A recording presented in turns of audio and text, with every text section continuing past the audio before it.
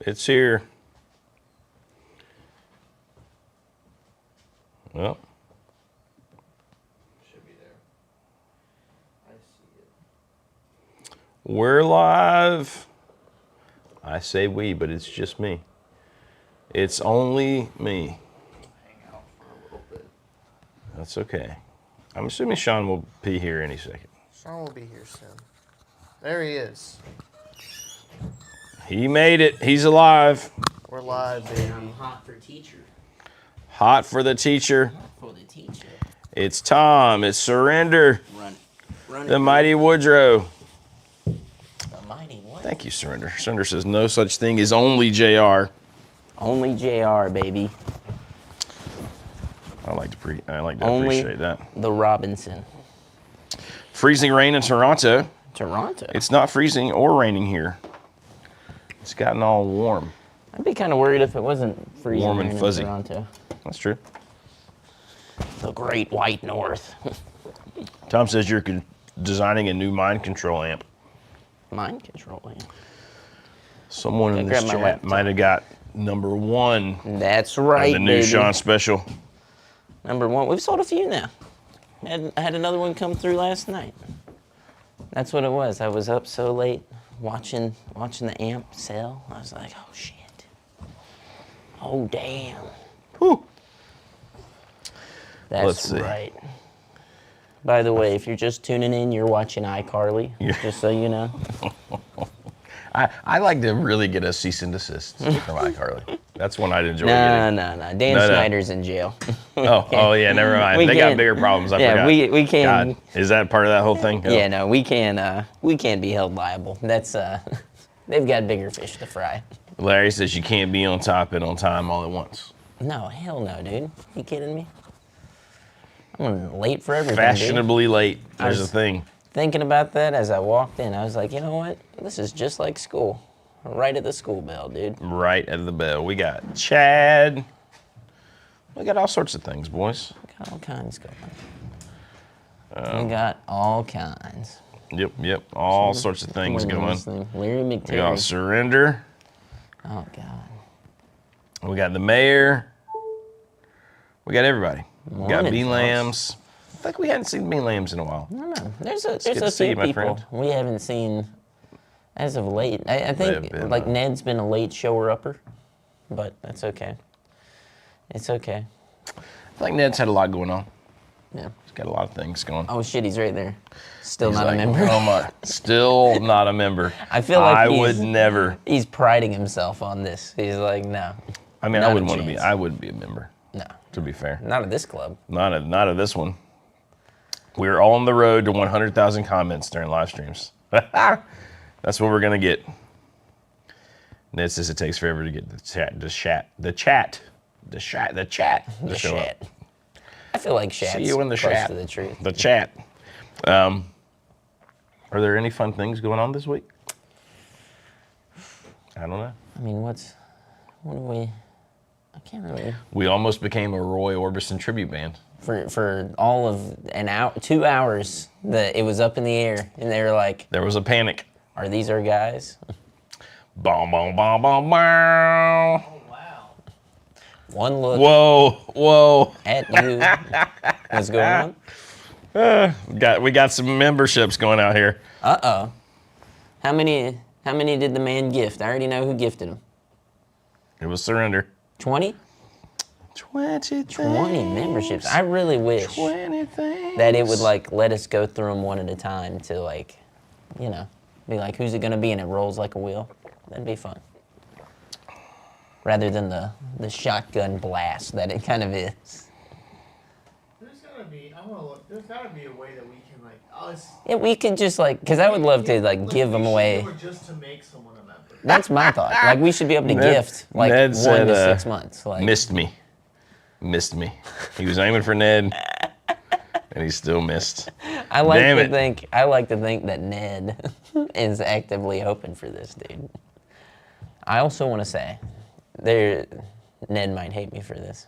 He might be like, you motherfucker. I probably shouldn't. Let's read Tom's comment. I won't. Tom says, Surrender made me a member for a month, and there was no member content released. Well, Yeah. I mean, listen, we're getting on top of it. But I will say that somebody talked to me recently and they said, I can't believe you put that Baxter performance video behind a paywall. And I was like, well, the paywall is like $1.99 a month. Like you can pay whatever you would like. You can be any level of membership, but right now you get all the same perks. Yeah, because we haven't released anything that's like tiered, you know. Yeah. Now, what I will say is we just actually had a meeting this week, and I know everybody in the comments here is gonna be like, yeah, fucking right. But we were talking about how to set up our own individual shots, so it's kind of like self-contained videos that we can get out to members quicker. Because that's the main issue. Is like we got one guy here who does all the edits, and he's a badass, sweet JP. You all know. Sweet JP. But it's hard for him to get our 3 to 4 videos out every week, on top of doing a live stream, filming, and then also being like, hey, let's get a bunch of members content. So we're working on it. Giuseppe says, I've got 3. I'm going to give one to my drummer. That's amazing. I think our pal Greg McFadden is now a member. Sweet. Surrender, making everyone the member. That's right. I was supposed to pick a song out of my performance and give it to JP for the members only, but I discovered that I hated them all. It's not true. They're good. That part is true. I was like, I think you gotta put it up. I would tell you this. We've talked about it, me and JP, and you guys can let us know. For members only content, we've considered streaming video games, like us playing video games and bullshitting. It'd be really funny if I streamed video games because I'd be so bad. You'd well, be that like, would what be. What is going on? I think. Well, how do you do it again? Which button? Which button do I push? Working our way towards that. Getting you and Baxter involved in that. But it would be we'd have to start somewhere. So. Grant Clark says, maybe I've been living under a rock, but did you guys give away the strat yet? Where do you reckon that expression, I've been living under a rock? Because like, no one's really living under a rock. Is it SpongeBob? It's before No, it's been around way before SpongeBob. That's what I think of. But you have not been living under, well, maybe you have been, but we have not given the strat away. The strat goes at 75,000. We're at 73.6 on my computer. It might be more than that. And if you look at our, JP, what's our actual subscriber count right now? I'm looking to see how someone can become a member. Like we can just make someone a member. Yeah, if you could find that, that'd be good. But anyways, so we're 73.6-ish. So not quite. 73,659. 73,659. So it's a good number. I will say we have been like it's been growing. So we're close to 70. So not quite, like less than 2,000 subscribers away, and the strat goes. Yeah. Which is cool. I'm so excited for when it does go, so that we can seems announce like the rest. the next one is going to be really good. Yes. But yeah. we've been pumping up. No, we haven't said anything. We haven't. Yeah, no, we haven't. That's where it's like it'll be fun. We'll do that big release then. We're kind of teasing you guys along right now. I like the Homegrown Son is just taken to just straight jokes in the comments. He's been sending me a lot of jokes. He's like, he sent me something about, what was it, how to find a guitar player or something like that. Yeah, he sends me just great memes. Okay, if there was one guitar you could only have the rest of your life on the wall behind you,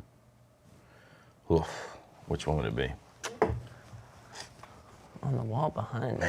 That's rough. That is rough. Like, are we talking? Is it like is like the world ended or anything? Like, do I need to have the Gibson Dove? The Hummingbird, so that I can play?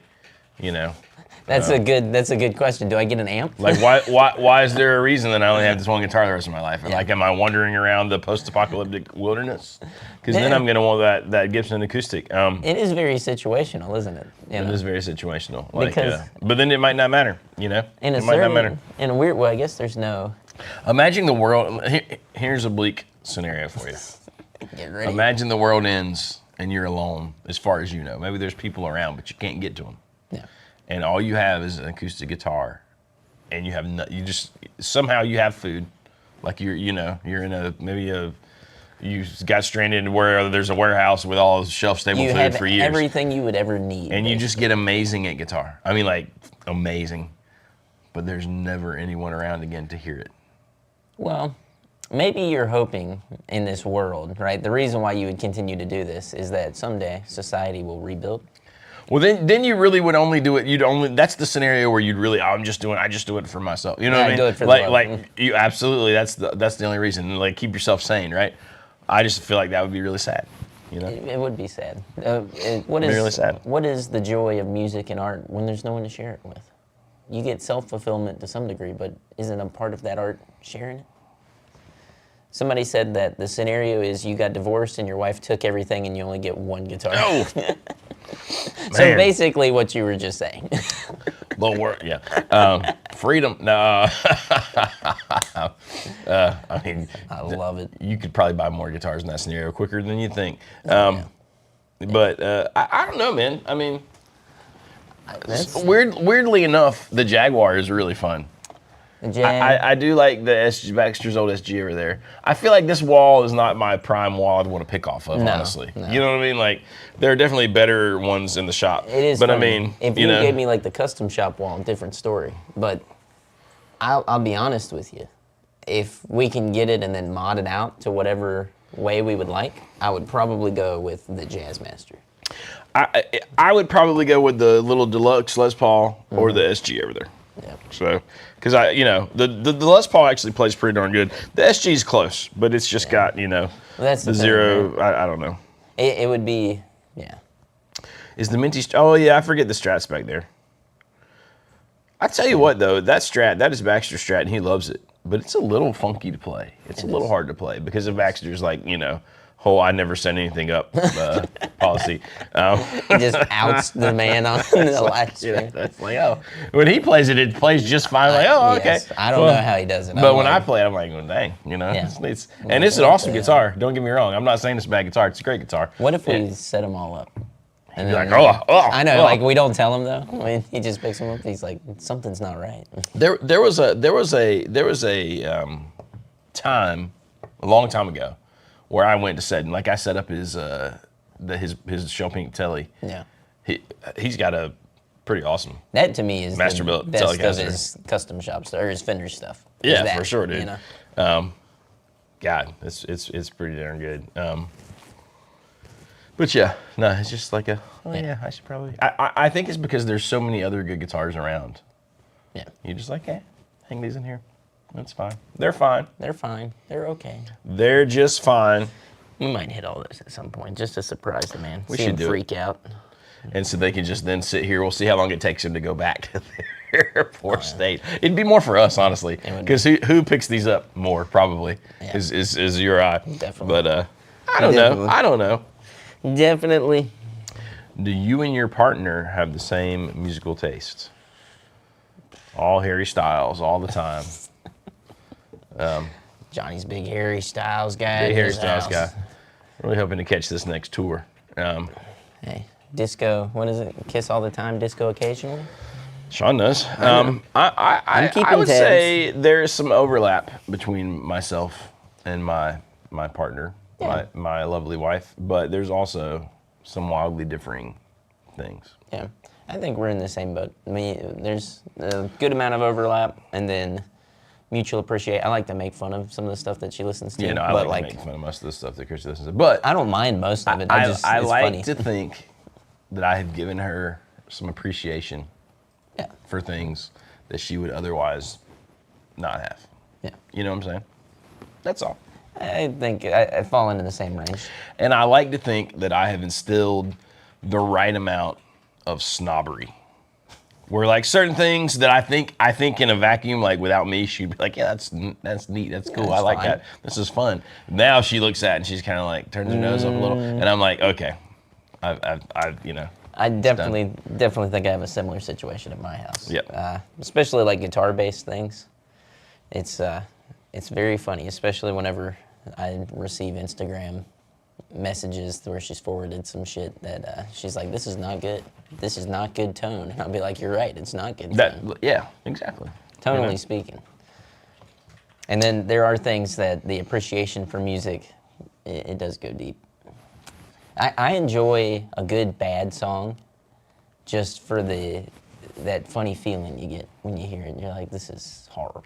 Well, like when when you say a bad song, like well done, but the song is like kitschy. or like just poorly done. So bad that it somehow gets good again because you just laugh the whole time. Like that song. The first thing that comes to my brain is, do you remember that song? It's Friday. The Rebecca White girl, like that. It's that falls into the line. Yes, that is. We should do full just game, a dude. dead ass straight cover, like just rocking. It's Friday. You know, Friday. that should You be a can get members into only. it. That should That'd be a dope. members only. I mean, I'm down for all that. I mean, damn. If we could do that, if I could sit down and just go through bad songs, I love that Pat Finnerty guy. He does what makes the song stink. And I actually saw Rick Beato notice that. And he was talking about it. He was like, yeah, he just hates on songs and that it's so negative. I was like, it's actually like, there's something kind of beloved about it. Like, it's funny. Like, he's like, he always talks about why he loves the artist or like the good of the artist, and then goes into the negatives of these songs. here's what I would enjoy, right? I think, because usually if a song sucks and you're gonna make a video like that about it, the song is well known. So there's something about the song, whether even if it's just money from a label saying where the radio is gonna play the song, you know, like there's something about it, right? Yeah. I'd love to see what makes the song suck and then what makes the song great, like back to back on the Yeah. same song. Well, I think that would be interesting. it's funny you bring that up because I feel like he does that. He explains why it's a hit, but for all the wrong reasons, you know? Yeah, Like, yeah, okay. Great so example. It kind of is that. Yeah. You know? Hey Soul Sister, Train. He's right though, because like, hey Soul Sister, like I can chicken dinner. What? Dude, I can send 10 memberships a month, but they're randomly. So Oh, they're random. They're all at least random. Every YouTube channel can send up to 10. So we should. You want to send 5 now? Yeah, do it. All right, Do it. send Just do it. 5 That's now. wild. Send them. Watch nobody in our Bots. You get one at all. Ah. All bots. Oh, That's there fun. you go. There you go. Did we get him? You Did could we be get a him? lucky recipient. Damn, I was hoping Yeah. we were gonna get Ned. Oh, we got Todd Roy. We got Todd. And South Dank, Young Zach. 3190. Okay, all right. So every month we get 10. Yeah, Great man. ones to gift away. It's funny, we got a couple of lurkers in Got 'em. here that I'm like, man. It's like South Dank, I would know Got that 'em. tag, dude. Got 'em. I ain't seen that. He's like, oh shit, they noticed me. No. But yeah. God, I was Good bad songs. What was I gonna say? I was gonna say something before that. Train, Hey Soul Sister. Oh, Train. Listen, never has a band gotten worse And yes. than Train. Like it's just when you thought that like the Hey Soul Sister was as bad as it could be, They come follow out it with up. cheesier, and you're like, oh, it wasn't that bad. Because listen, the album with Meet Virginia, Dude, Drops of Jupiter. that's after. Listen, I'd take a Drops of Jupiter. Listen, Drops of Jupiter is great, but I'm telling you, forget Drops of Jupiter for a minute. Do you remember Meet Virginia? Yep. That album with the weird little face with the guy with the crown, you know, it was all drawn, is like yellow. I forget what it's called. Well, Jonathan, I think before we even get into Hold on. that, let's not even give them credit as a full-on band. Let's give them credit as a cover band because the Led Zeppelin 2 record that they recovered, Listen, that dude can sing his tail off. they I mean, played like, their asses off on that. like he is amazing. I just got to think. Well, I got to find out what that first album that was so good was. I believe Pat even referenced not only it's just the called Virginia Train. record, 1998. yeah, that record, and then also the Led Zeppelin cover album. He was like, hey, I mean, there's a song in there called Idaho. That's just a really that whole record with Meet Virginia is actually really good. And then it just gets like, oh yeah. it's like it gets more commercial and worse. What and happens worse to every and artist, worse you and know, worse. and not every and worse. artist. It happens to every artist that does that thing, right? Like they lean into the thing. They're like, oh, you know, look at Nickelback. And I know we all love to hate on Nickelback, but also that's a band that I love to hate. I love the irony. I love how the music is so cheesy and overproduced. Okay, I got a great. question from that. You can only listen to one bad band for Fuck, the rest of dude. your life with your one guitar. Is it Creed? Is it Nickelback? I feel like I had one more. There's got to be three. Oh, or is it Three Doors Down? Oh. I know I'm playing on your heartstrings because that guy just died. So take that out of the equation. But I mean, that's like, Creed, Nickelback, Three Doors Down. I'll even throw you in Everclear. oh, Everclear all day, dude. Really? Everclear, yeah, Everclear. You're taking Everclear over all that? Here's the thing. Everclear somehow Yeah. They fucking, I don't know. They just, they have Father of mine. 3 fucking songs, but Tell you me love where them. I mean, I had those albums and stuff. Like I really did enjoy Everclear back then when it was like in the middle of it. But sometimes I'll go listen to some of that stuff and I'm like, oh God, it's still pretty good. And then sometimes I'll listen to them and go, man, this does not sound good. Like the record does not sound good. Everclear has aged like a fine wine. I don't know how, I don't know why, but anybody you play any of those songs for, holy shit, dude. Like, I mean, Everclear what's the best kicks. Everclear song? Is it the We Could Swim Out by the Ocean? That's the anthem, Santa right? Monica, yeah. Is it Father? Okay, let's just see. Let's Father just of see Mine. what Everclear's biggest hits are on. I Will Buy You a New Life. I forgot about that one. You're going for Spotify. Everything to Everyone. The AM radio song. I forgot about that one. Wonderful? I don't remember that one. Everything. Yeah, that's a great song actually. I only know that one because I had the that was on. I don't know if that was ever on the radio. That was in the album, an album cut. But I'm gonna say Santa Monica is by far, in my opinion as well. The Mayor McCheese just said lit is better than Everclear. That is a lie. That is, Mayor, is a I love lie. you, but I also feel like that is a lie. I can't. I mean, we're going one song for 3. I mean, like 3 absolute vibes. 3, if you heard them back to back, you're like, you know what I need? I need a cigarette. You know what I need? This is the I need album I to go listen to stand so next much. to the beach and smoke. So much for the Afterglow, the one after the one with Santa Monica on it. But you know, hey, what are you gonna do? Alien Ant Farm. Alien.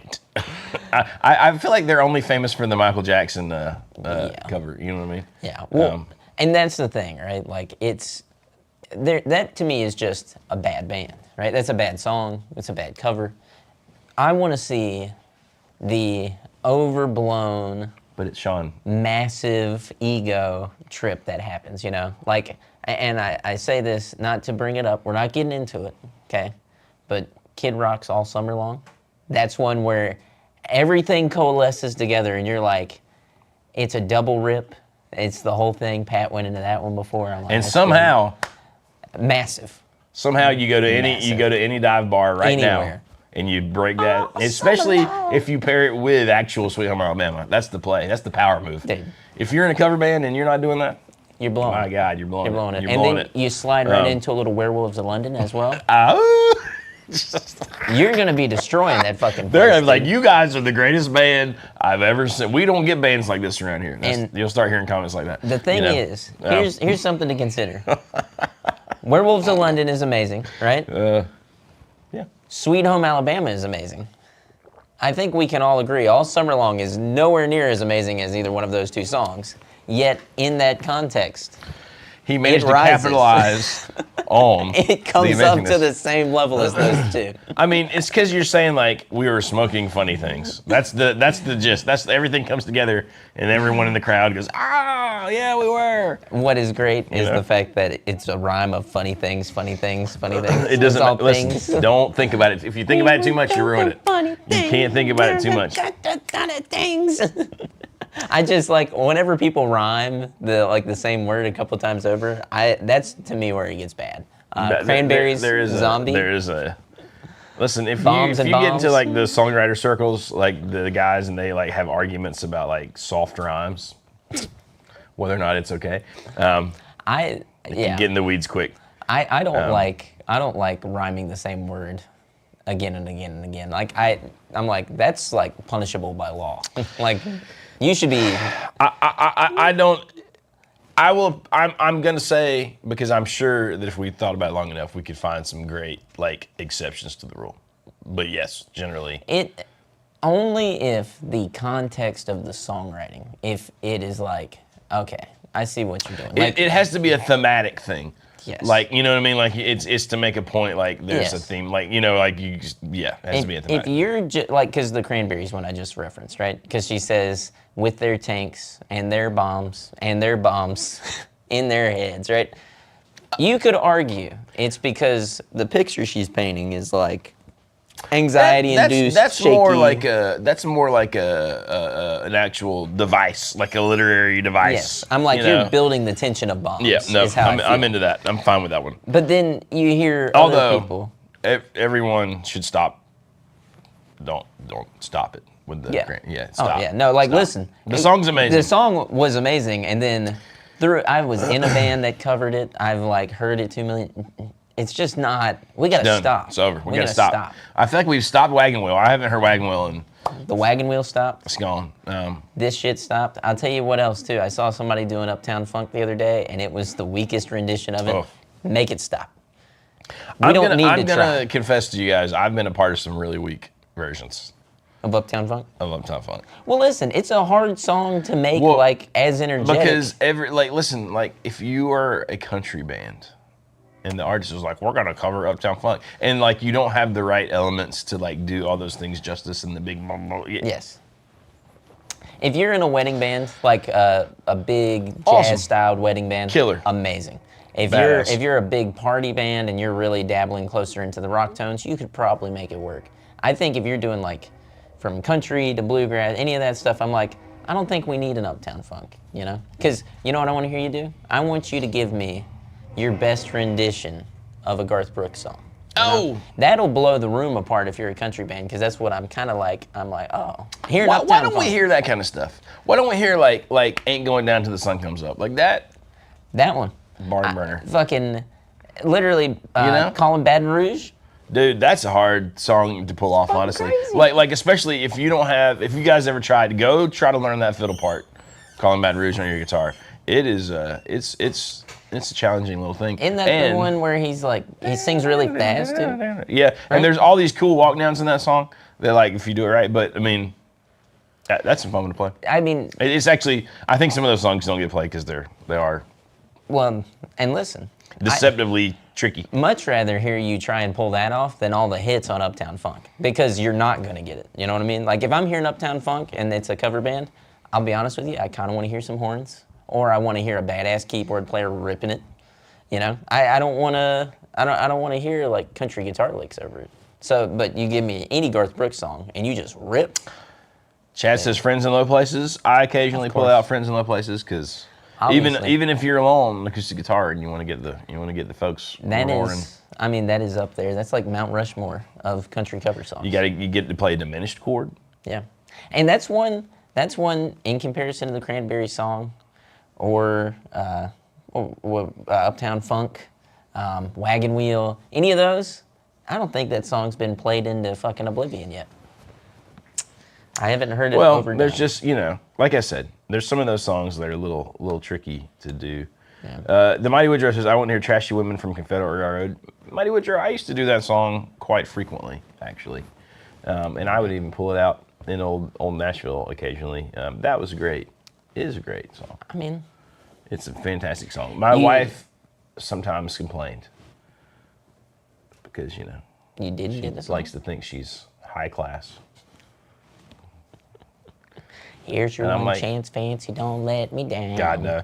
No, that's a tricky song to do live. But damn, if you can pull it off, dude. That's a tricky song. Let me ask you this. You ever cover that with a male singer? No. I was going to say you can't, right? No. I mean, that's just got to come off as weird. I have very rarely covered female songs with a male singer, but very often, especially old classic rock songs, male songs with the female singer. Because, there's so many dudes, I don't know what they were doing in the 80s, in the late 70s to get all up there vocally. Yeah. But it seems like only women can do it now.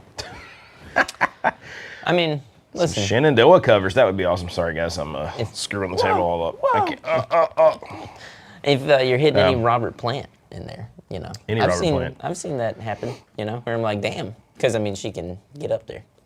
But, I want to see Chris Gaines fight Rob Ritchie. Honestly, that would be dope. Yeah. It's Chris Gaines. Chris Gaines, the serial killer. I don't know if you guys follow that the conspiracy. Where's the bodies, G? But I mean, he was taking a chainsaw on tour. What? Uh-oh, the mayor's firing some shots. Youngblood covering Ozzy sucks. I don't care what anyone else says. He is milquetoast. Go check out, what's his name? The guy from The Darkness. I love his videos. Justin Hawkins. Go check out Justin Hawkins Rides Again. And you'll be able to see That man, Kimberly is calling me. Kimberly, I'm at work. What are you doing? Kimberly, I know. I What should are you answer it doing? on live stream and be like, go ahead. hello, you're live. Hello? Thanks for calling in. That should be what we do from now on. Anyone who calls us during live stream, Yes. go ahead, you're live. You're live. You done messed up. To tens of folks. So here's the thing, right? Damn, what were we talking about now? We were about to get into fucking Youngblood. Yeah. So our man Justin Hawkins, he talked on it, and I think he gives a good take. His brother hates him, and that makes sense, you know, because I do feel like they're rock and rollers, and Youngblood is a rock and roller, but he's also a Disney kid, and It is kind of weird, right? feels kind of put on. Listen, like, here's the thing, right? Here's the thing. Here's my devil's advocate a little bit here, right? As society decays, which it's been crumbling, doing for we a call while, like, and you know, I get, because I don't really want my rock and roll person to be a Disney kid either.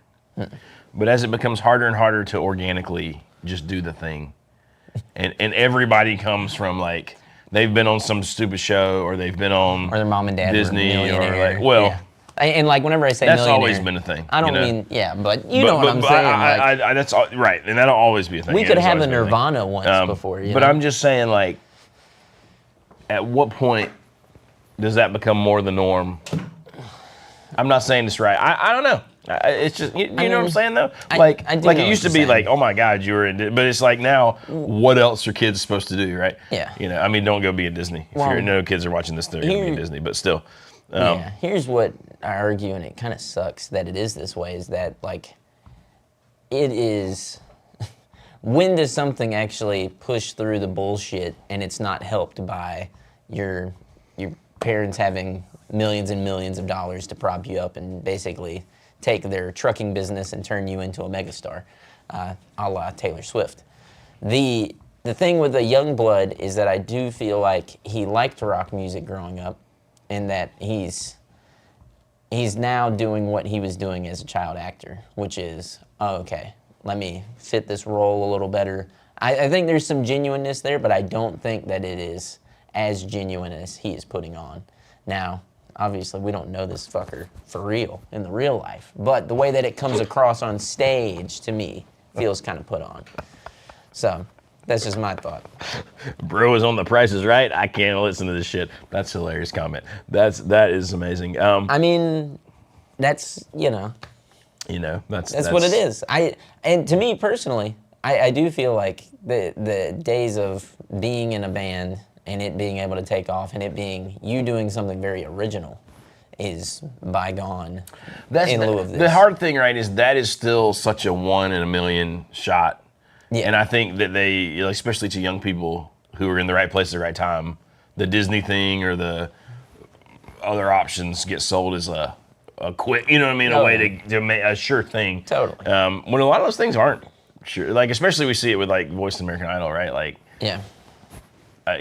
It's cool, I guess. Well, sort of. and that's like the Voice of American Idol as a whole, I think, is a part of that kind of, unfortunately, and I'm going to say this, people will be like, what the fuck? But it's kind of like a bit of the cancer issue, you know? Like it is a part of that problem because people go in there and they are so desperate to make it. Not to be like, hey, like, this is what the fuck I do. And like having some integrity behind it. That to me is where the lack of fiber is. We've been around some pretty good friends who have experienced those things. Yes. And had success on those things. Yes. And kind of see like, and I've told you guys, I've played for people coming off of that, and I don't know that it's not exactly what you'd think it would be. And I think from talking to those people too, what I see is that they did have some integrity and they weren't just going to bend over in front of the camera completely and be like, I'm going to do whatever you want me to do because this is the industry. Therefore, they don't go through that thing, which, to be honest with you, if you win American Idol, you're probably more fucked than if you lose. So yeah, I think you're better off to come like be visible and then bow out in the top, at whatever number where people still see you, know your name. But I mean, I do think the longer those shows go on, the shorter your window of impact when you get out is. Oh, yeah. Do you know what I mean? Like Totally. you have such a finite amount of time Yeah. to capitalize on any sort of Yeah, well, and you got to like, consider fan base, yeah. who's watching The Voice. you Right. know? I don't know anybody who does. well, Now, not to say that there's obviously not an audience, but I think it's older people who maybe aren't going to push you into like if you're a new exciting young yeah. artist. You're not gonna. It's not gonna Um, reflect in your streams, The key demographic. your key demographic, your followers. It will do great for your probably 55 and older crowd who is still watching like television.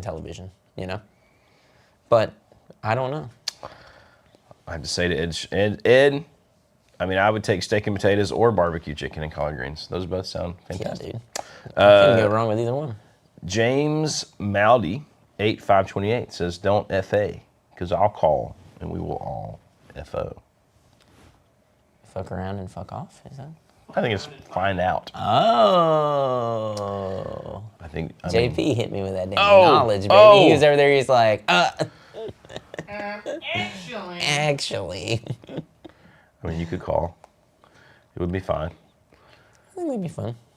I that seems foreboding. Like, Ominous. it's very ominous. Oh no. It always is. Uh oh. Are you getting I'm printing are you getting roped into something? I think so. They need my help. Like, oh, Uh-oh. that's always a great way. Sound equipment. Printing sound equipment. Listen, having sound equipment is kind of like being the only friend who has the pickup truck. You know? It's bad. It's not always good. Suddenly, people want you to do things. I know. It's like when your grandma's like, you know computers. Come help me with this. But at least then, listen, is. at least then it's your grandma. Yeah. If my grandma needs anything, Well, yeah, but like any like. I'm just saying. person- Yeah. No, exactly right. But I just feel like, you know, It can be a little, you know.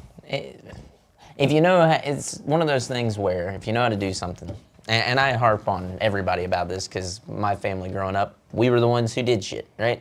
So working on cars, siding, windows, anything you ever did, like we all did it together, right? But then anybody who was family friends, when do they call you?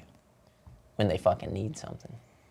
And that can get old real quick. So I'm always somebody, I'm like, if the only time my phone rings is because you need something, I slowly kind of wean back from being like, oh, well, let me help you out. I'll help anybody out. And I will help her out because she's awesome and she's never asked me for anything. I'm more than fine with that. But whenever it gets to a point where you're like, okay, and there's no back and forth, there's no, hey man, you're doing this thing, I'm there. I'm gonna help you do that. It's thin ice, baby. Thin ice. all right, we gotta help out Alex Brackley. He says, I need some advice, guys. I'm loving the soundtrack to Landman and Yellowstone, but being a Brit, we don't get exposed to a lot of country music. Can you recommend some artists to get me started? Dude. I need to tell at some point about like my experiences being in the old country of the Brits. Bangers and mash. And my constantly being referred to as a country guitar player. And at the time, this is way before everyone in Nashville. I was like, nothing I play is country. But anyways, so let's talk about what are some good ones, Sean? Like I feel like if you like the ones on Landman, someone said Sturgill Simpson, and that is like you can't go wrong. That's absolutely true. I'm gonna assume he knows everything off of Landman. Like you found those, which is Red Clay Strays, right?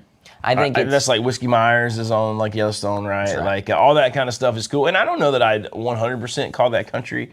It's like Americana. Southern Americana-y, country-ish rock, you know, which is awesome. Yeah. But all that, like, and I would say, and I think these guys are on the those soundtracks too. But the Turnpike Troubadours, I was gonna if you're into say that, are awesome. you almost could go from the influence of these and work your way up, being like Turnpike Troubadours. What's that one? Asleep at the Wheel? Is that one of them? Yeah. You know more of these than I do. What was fucking Jason Isbell's band? Oh, the Drive-By Truckers. Drive-By Truckers. They're like, and they're in that like world. They're like sort of like Southern Gothic rock, you know. Yeah. But that's awesome. I mean, just Jason Isbell in general. Some of his stuff leans that way a little bit. Jason Isbell. The 400 Unit 2. Go listen to that. Don't just. If you want a little different flavor, like Zach Top's a new one who's like lives Zach in that Top. like Alan Jackson '90s country world. Yeah. Who's pretty awesome. You know what I mean? Tyler Childers, of course. Yeah, you get Tyler Childers. Let me pull up some more. There's one that I gotta tell you that I can never remember that name. I'll tell you from the old playlists.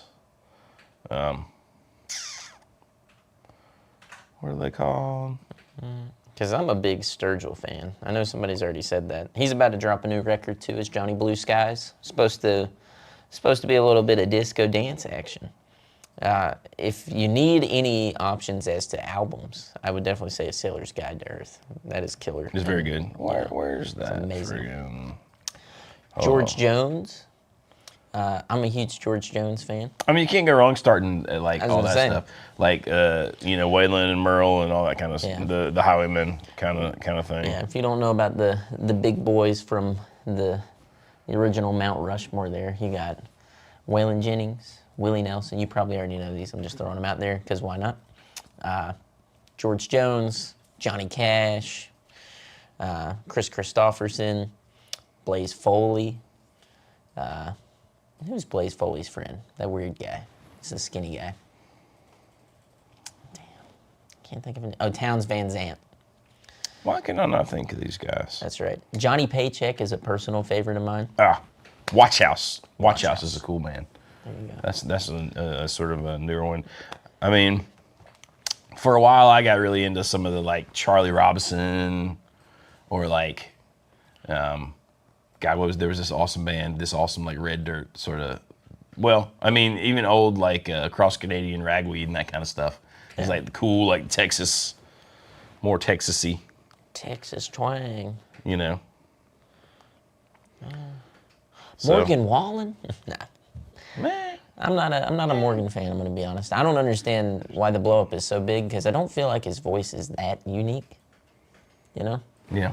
I hear it all the other people from the last 10 years. I'm like, The Morgan Wallen thing? yeah, I don't get it. I think it's just having a team that crafts, like, the image and all the songs, and they're just pumping out, 'Cause- like, song yeah. after song after song after song after song after song I after song. just don't really feel know? like he's that guy, you know? Like people are, and obviously he's about as big as fucking Garth Brooks was at one point, right? In our current moment. But I just don't feel like he is that level of musician, artist, singer. Like, I just don't get it. I honestly, I think I like Post Malone way more. And I know that he's not like your country guy. He's just kind of dipped his toe Because into the top he of seems that. like a real dude, like just Yeah. having fun. Yeah. And he looks legit. You kind of feel a little bit like you'd want to hang out with Post Malone. Totally. And I'm not sure Morgan Wallen, you're like, you know. That's the thing, right? Like, I don't care what side of any aisles that you fall on. Throwing a chair off of a rooftop doesn't make you look like a rock star anymore. It kind of makes you look like a... Especially in that Bitch. scenario. Yeah, no. Yeah, well, it's like, now, if you're, Joe Walsh and you're driving a fucking motorcycle down the hallway, well, I just think dope. that's it's just a different it is. thing, right? But I mean, now I will say, and I'm not friends with this guy, but I kind of sort of have met him and know him. There's a guy that is one of the guitar players in Morgan Wallen's band that I knew from Nashville, or was acquainted with from Nashville, who is definitely a cool guy and a nice guy. Now, he says that they're great, and that whole camp of people are good people. And it must have, because they've taken good care of him. I mean, he probably gets paid a fair amount for that, but you know. It just does feel to me, though, that it's so hard to get past that public persona. That is very loud. And most of the time, I can't get past that. I just don't think that the music is strong enough to help me go over that. Todd Roy says, for me, Post Malone is just a corner turn away from Youngblood. I think that's kind of true. Straight up. And I love that Post Malone is in all these movies. Where he's like and he always kind of gets his ass beat. That's kind of the thing in the movie. It is, which is fine. No, it's funny. It's like you got to take yourself like the right way. You know what I mean? Not so seriously to do a role like that, right? And if it's we fun. talk about where Post Malone came from, I think this is always interesting to me. He came from like hardcore metalcore bands and like transitioned over into hip hop. And like did it genuinely, like did like the van tours, the shit he come up with, all that. And on his first EP outing that he did where that White Iverson song came out, it exploded. That was just totally a freak thing. But all that said, to me it gives him a little bit more credibility because he's also gone out of his way to like play guitar, do things of that nature. I'm like, it's surprising what Yes. pretty good guitar player is. Well, You know, he's a little more bona fide than Youngblood is, to where Youngblood, I feel like we can go and look at the Disney stuff. And then he's look no at Machine this. Gun Kelly, I'll tell you that. Well, and there you go. And lies. Machine Gun Kelly and Youngblood are on the same fucking path. Listen, two country guys we got to mention that I have gone back and listened to a little bit lately. Keith Whitley. Mm-hmm. You ever listening to Keith Whitley? I think so. I couldn't tell you off the top Had a of my great head. for this. Don't close your when you eyes, and say he nothing when you at say all. nothing at all, don't close your eyes is a great one. Yeah. But he's got some great ones. Eddie Rabbit. Eddie Rabbit. Gotta love the rainy night. You ever listen to that one? Well, I love the rain. Oh, country gold right there, baby. It's songs like that Country that you gold. might not know the artist's name, but for us, but I you think hear growing it, up, and you're like, oh yeah, I know yeah. for me, like all of this was just Well, saturated. that's like Jeremy Wright mentioned that the Trashy Women.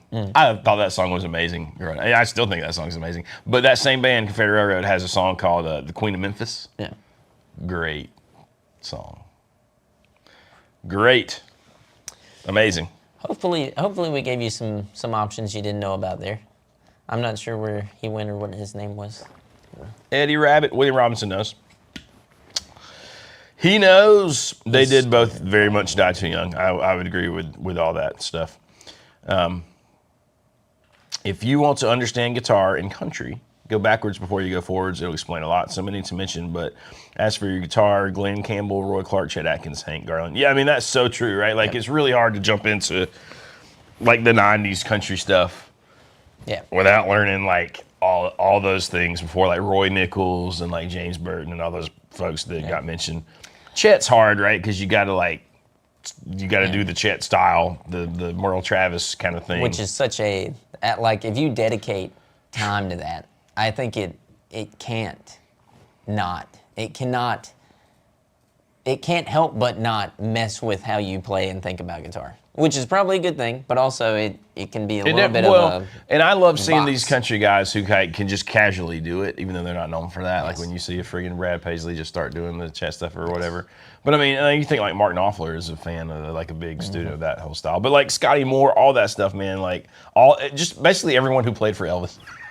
Go learn all that, and then like I mean, I don't know. I was just gonna dip my say- toes and all that stuff. But I mean, honestly, if you want to see amazing, I kind of think the greatest is Danny Gatton.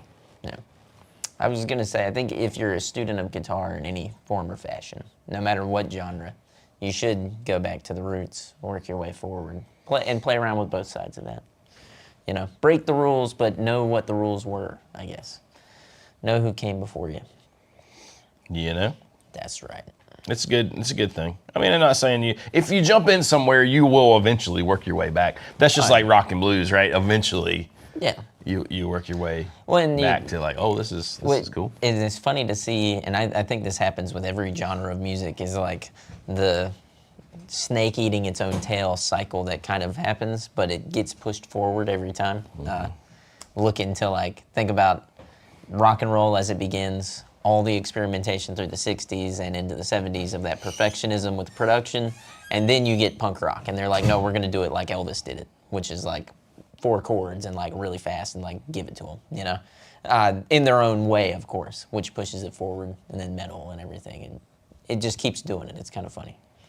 So The mayor basically said the same thing about Elvis as I was saying it. But I mean, yeah, all that stuff, Little Richard, all that stuff is just, I don't know. Yeah. If you can learn that stuff, because everything else kind of came out of all that stuff. You know what I mean? I get a firm belief that if you go and take in that stuff and then you kind of push your own voice with it, that's where the cool stuff happens, you know? Because every artist, I think, has done that version of that thing. Most of the who we think of as like superstars, like 60s, 70s, like all did that thing because they weren't learning it like note for note. They were learning it the best they could. Yeah. And then it became their style. Yeah, well, and you I know? think that's where a guy like Jimmy Page, who is definitely on different sides for a lot of people, I think he is somebody where you see that influence all coalesced and collide, and you hear this new take of those rock and roll riffs. So obviously not completely original, but I don't think anything ever is. I think everything is pulling from other things. So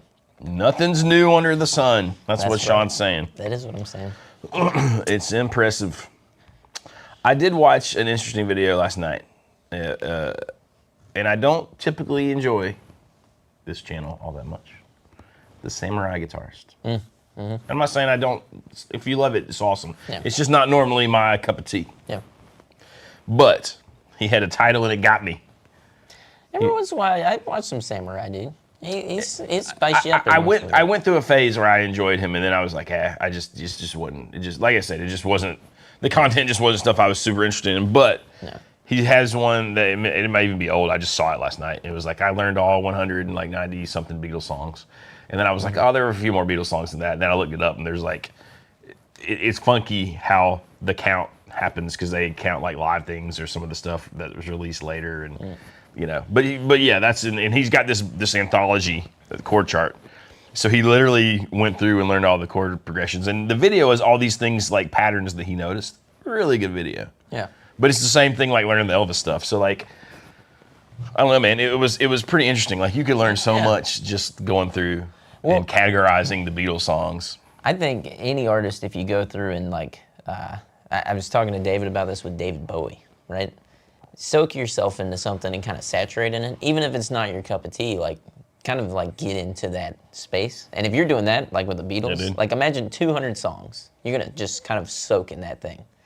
Just like a sponge, you're gonna take a lot with you when you leave that. But whatever you mix it with is gonna be your own blend, which I think is cool. That sounds like a killer challenge to just be like, I'm gonna learn all this artist's songs. Valonius says, I seem to be more of a coffee guy than tea. Fun fact, I don't like sweet tea. I never have. I know. I've considered myself very Southern, but I've never enjoyed iced sweet tea. As I've gotten older, from like 16 to now, right, just about 12 years, I don't drink sweet tea. I drink unsweet tea, and I'll mix in a little bit of sweet tea. Now, I love like hot tea with like milk and like a little sugar, but that was probably from, you know, the time that I got to spend in England. But I do prefer, like this. Yeah, this is coffee. You're not gonna have you any damn kidney stones. That's how I see it. Because let me tell you something. Those fuckers who drink sweet tea every single day and Coke in between. Oh, all of them I know. They're sitting there crying. They're like, oh, God. Listen. My mom gets horrible kidney stones, and I'm just like, nah, that sounds horrible. And I've had gallstones. And those suck. Jeez, I thought I was dying. Yeah. And they sucked my gallbladder out through my belly button, and on your merry way you go. But you know. No. And it sounds like you're almost predisposed to that, so I'd be like, fuck that shit. You know what I mean?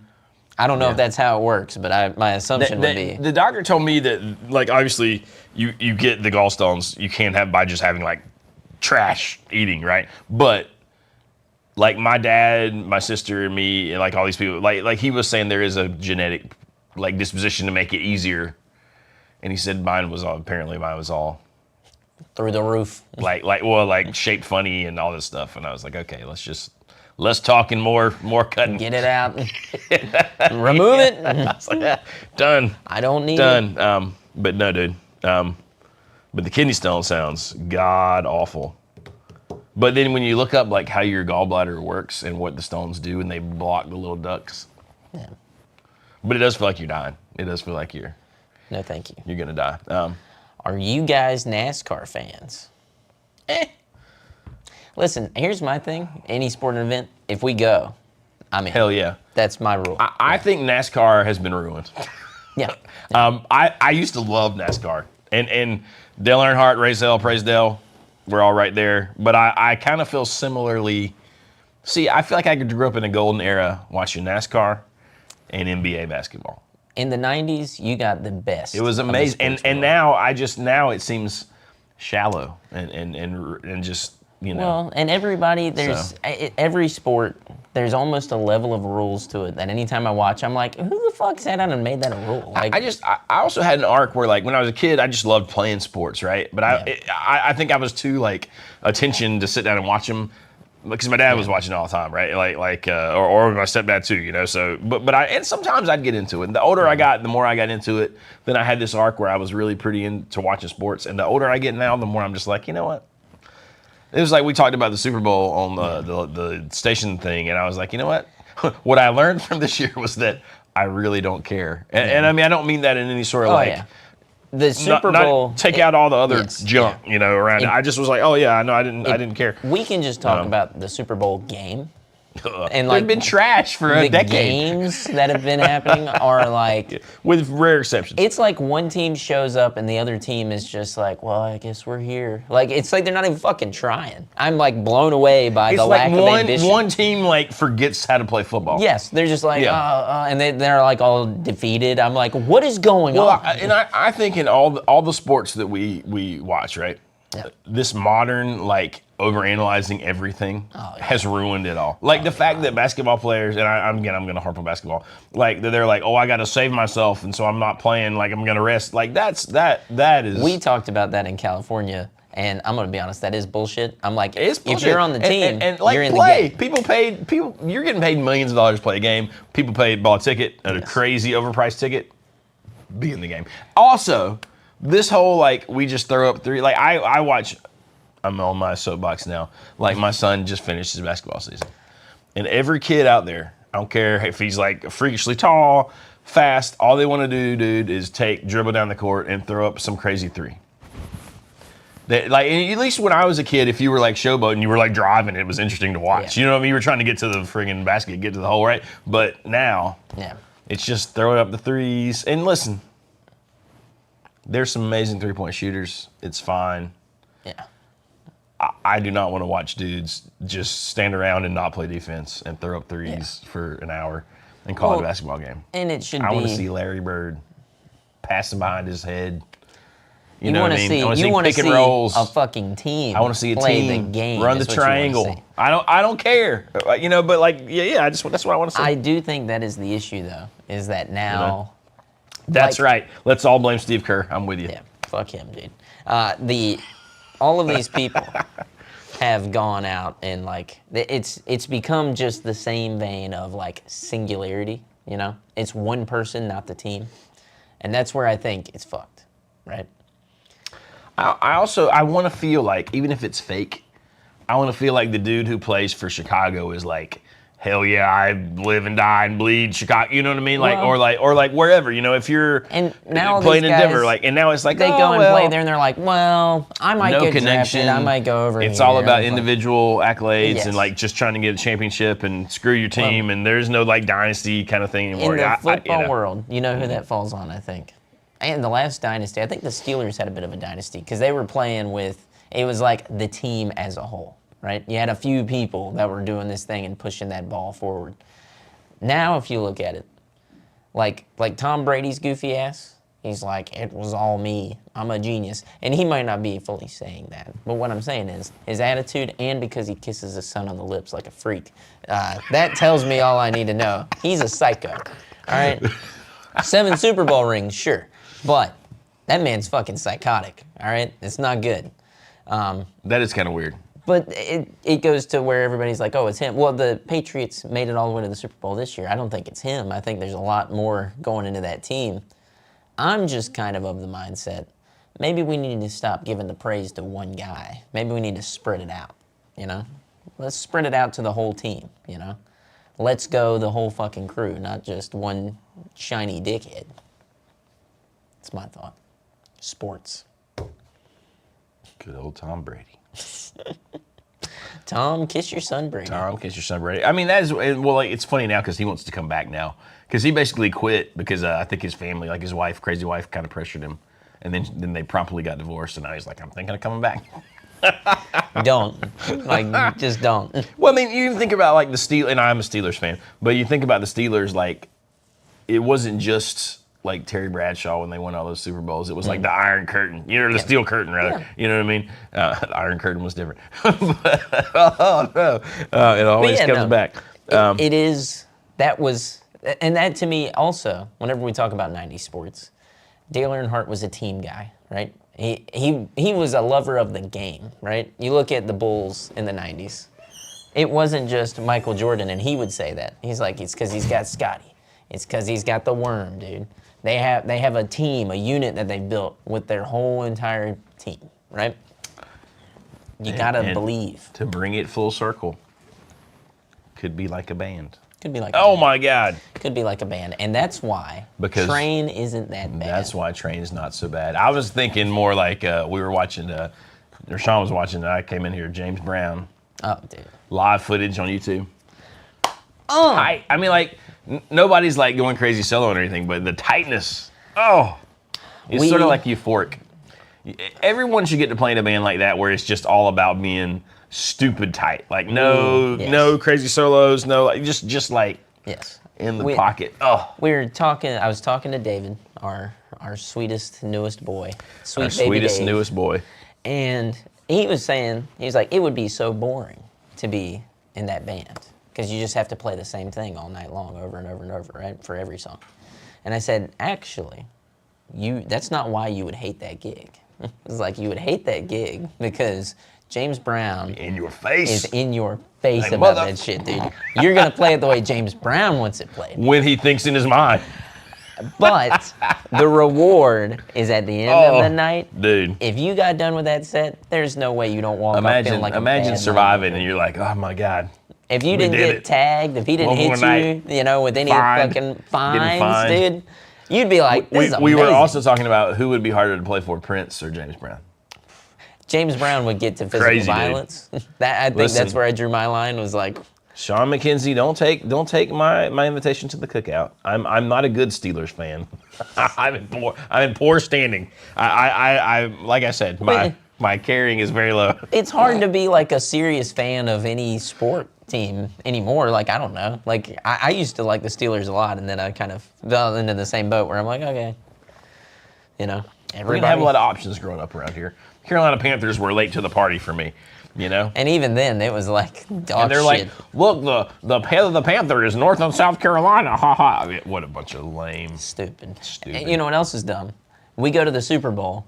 We drive all the way to the fucking Super Bowl. We went I remember going past Bojangles and seeing on the signs, fucking 12-0, 13-0, 14-0. Like, that's how undefeated the Panthers were that year. And we go to the Super Bowl, and Cam Newton just fucking sat on his thumb the whole time. I was like, what the fuck? That was one of the first Super Bowls. I remember the shittiest game being played. I was like, this is terrible. That's almost the curse of, like, having a perfect season, right? Is that it's sooner. That's kind of why you want the horrible rehearsal right before you play the show. Yeah. Get it out. You're like, oh God, that was a train wreck. And then you go out. How many times have you had that and then go out and you crush the show? We had a rule because it happened every fucking time. We just didn't do it. We were like, day before rehearsals are useless. If we do it, it's going to suck. So let's not. So there you go. All right. Prince would instruct you to purify yourself in the waters of Lake Minnetonka, dude. I don't know why I've been getting so many Prince videos popping up in my algorithm lately, other than I guess I've been doing something right. But I guess, how he would not be in the whole We Are the World because he said that it sucked and the song was bad and he didn't want to hang out with any of those people, to paraphrase. Well, so then, they have the reunion, I guess, in, 95. And I guess Prince says he'll be there, but it says he will not sing. But it's because I think he contractually kind of had to be there, right? And so Quincy Jones comes and puts the mic in his face, and he's got a lollipop, and he pulls out the lollipop, and puts it in Quincy Jones' face. Have you seen that clip? No, that's amazing. It's amazing. Let me see if I saved it. I love any Prince interview, deep cut, chorus stuff, because he is. I mean, it really does seem like fucking G, dude. Not all those guys. Not everybody who's a legend is really larger than life when you see them. But I think Prince is the dude who would live up to it actually is. The stories you hear about where he shows up and appears in places at his own house parties and shit. Like, they say Prince is there, then he's not, and then he's walking around and he's got an old midget with cocaine on his head. It's like, whoa. He just seems like he really would have been just larger than life. I mean, just insane, dude. But Prince pulled a Waylon. Yes, he did. Except he didn't just walk out. He's just, here it is. No good old boy ever swang Swahili.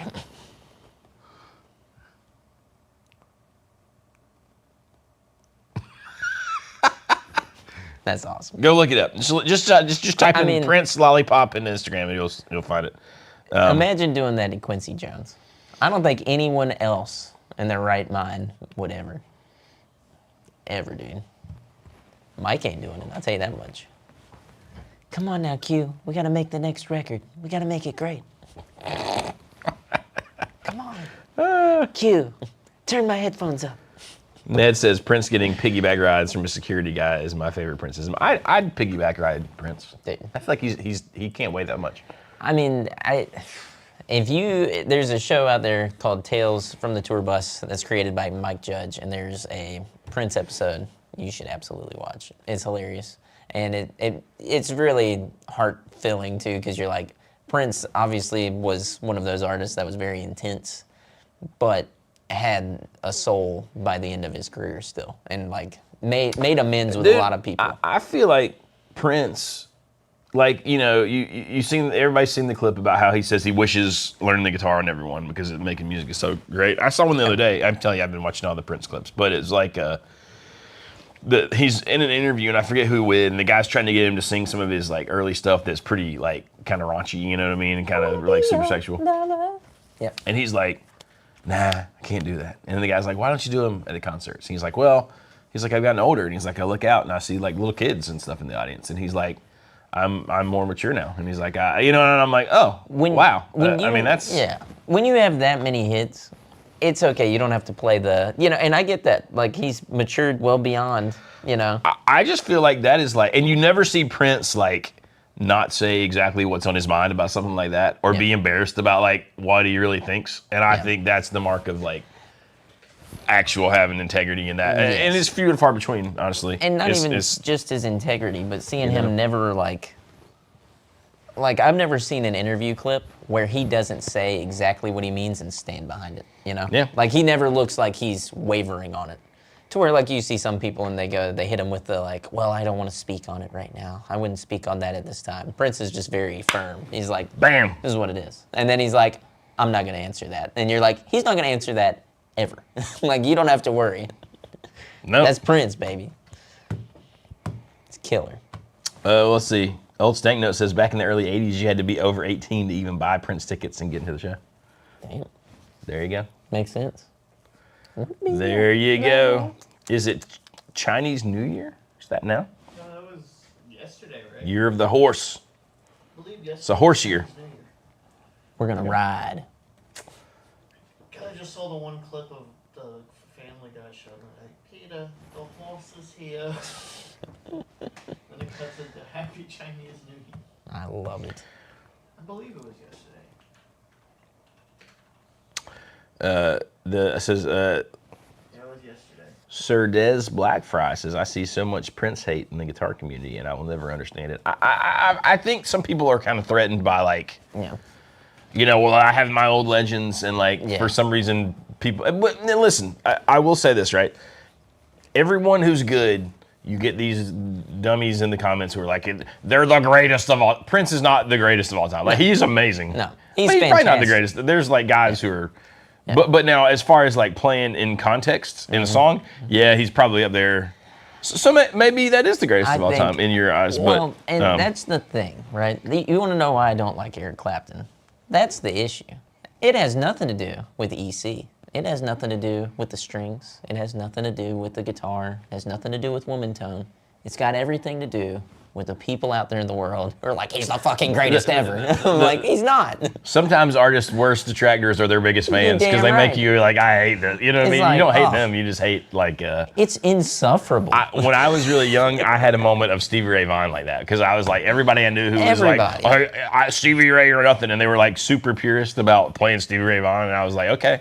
Well, I'm over. I don't. You didn't do it like this. Yeah, exactly. It's like, and, dude. Like, it's the same thing with John Mayer. I don't think John Mayer's that bad. It's more so that everybody you talk to, every fucking John Mayer clone on Instagram who buys the fucking fake glasses and wears their hair like a dickhead. It's like, get fucked. I'm sorry. It's totally. It's perfectly summed up. So I saw something and it was some guitar thing, and it was a comment. It was like on Instagram. And somebody made a joke like about how this person, like Jimi Hendrix, says their favorite guitarist, and they were joking about the whole Terry Cat, thing, and like nobody in the comments got it.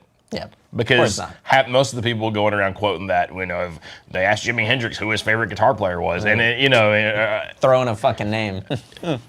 None Billy of that is Gibbons. real. No, None of it's real. never You know what I real. mean? It's never.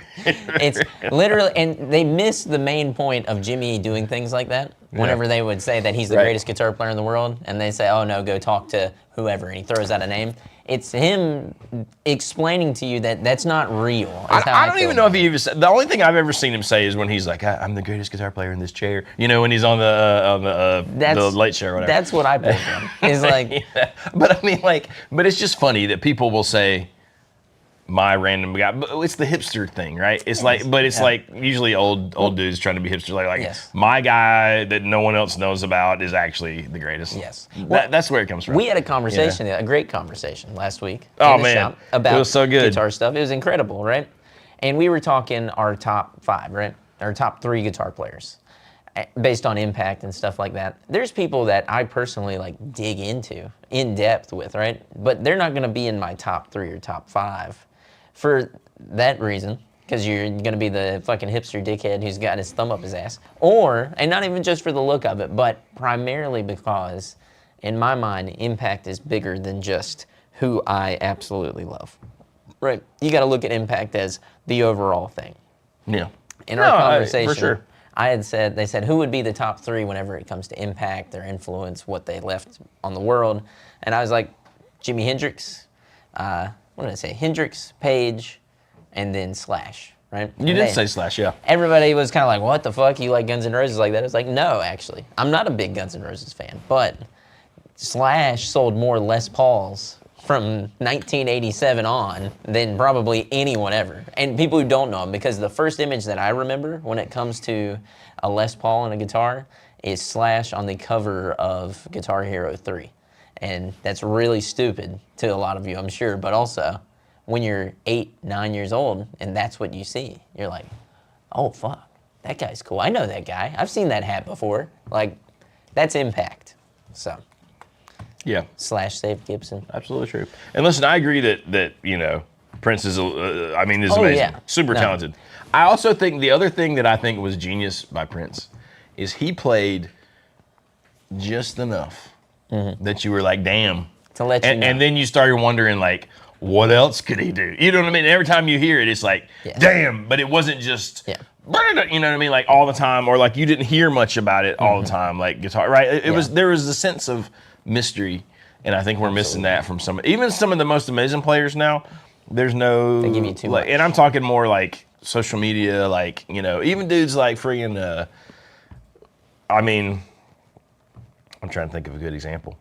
But you know, just all the fusion-y guys, there is no sort of sense of mystery Well- like that. But there is, you kind of feel like Prince can maybe do anything, and you don't even know what it all, you don't feel like you know the ceiling. I want to, You know? I think to spin this in a positive light too, is not that we're being negative here. I think we are being very positive. But you know who I think is nailing that?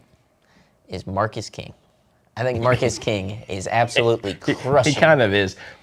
He's done these R&B kind of records. He's done his Southern rock kind of thing, his Americana kind of thing. He People are still a little bands. surprised when they hear him play guitar and they go and they don't know. They're like, what? But you know who else did that you have to give a little bit of credit to, even though I kind of hate to do it, is John Mayer.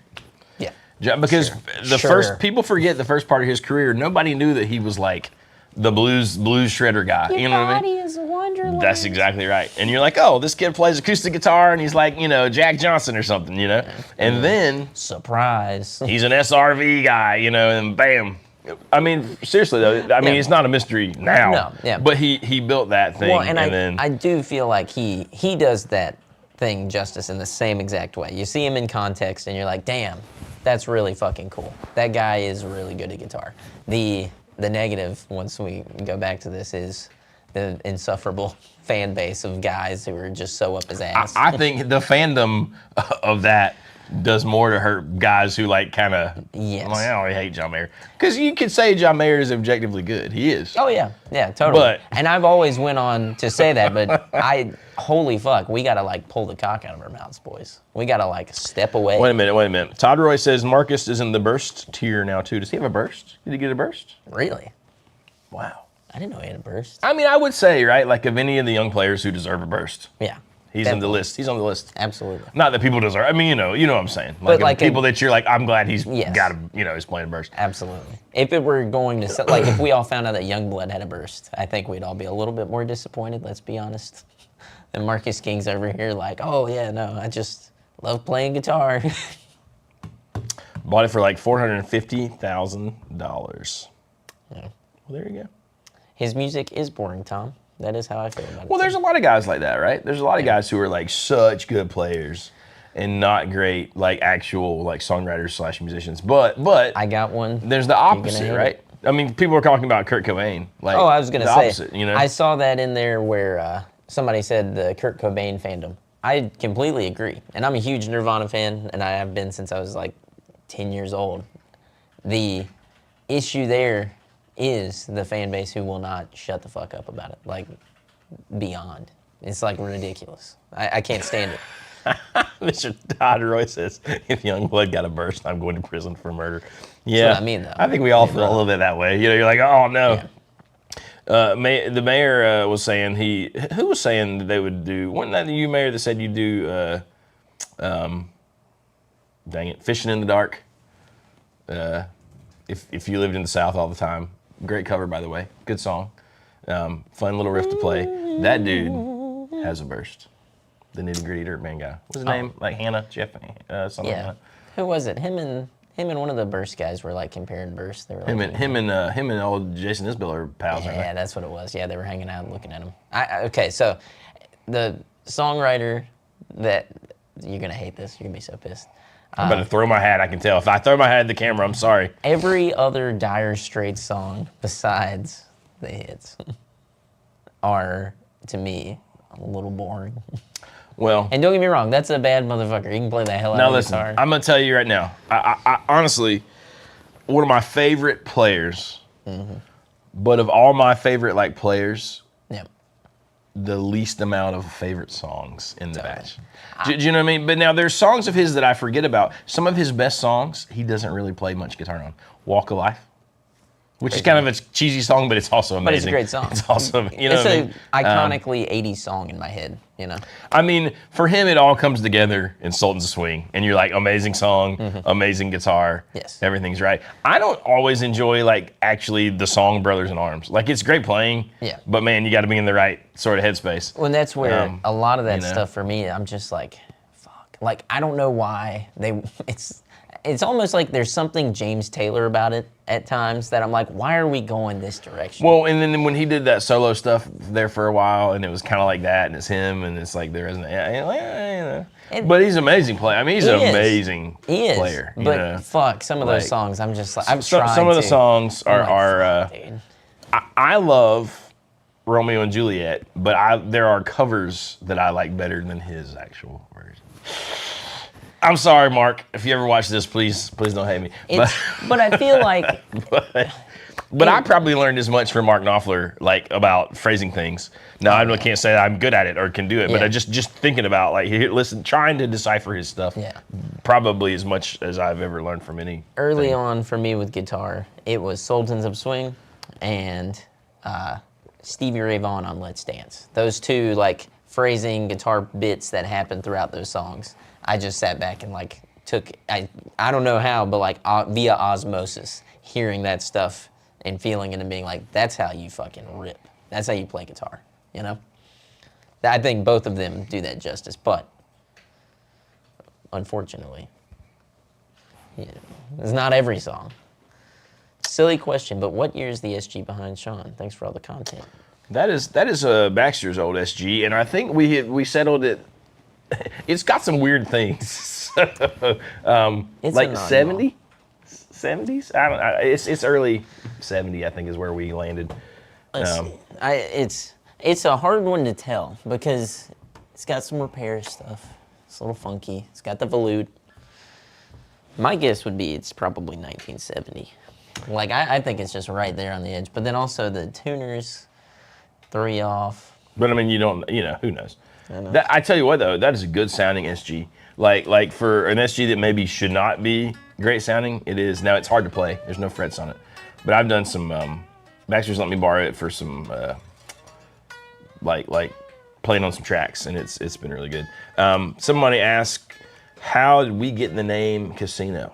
Because the house always wins. No, that was an email. It'll never not be funny. Yeah, this building, I think Chad got it. This building was a casino like in early 1900s, like 1912. There's literally railroad tracks right outside the shop that go through the middle of town. And this was close to the halfway point from like New York to Miami. So people would get off, they'd gamble. Upstairs was a brothel.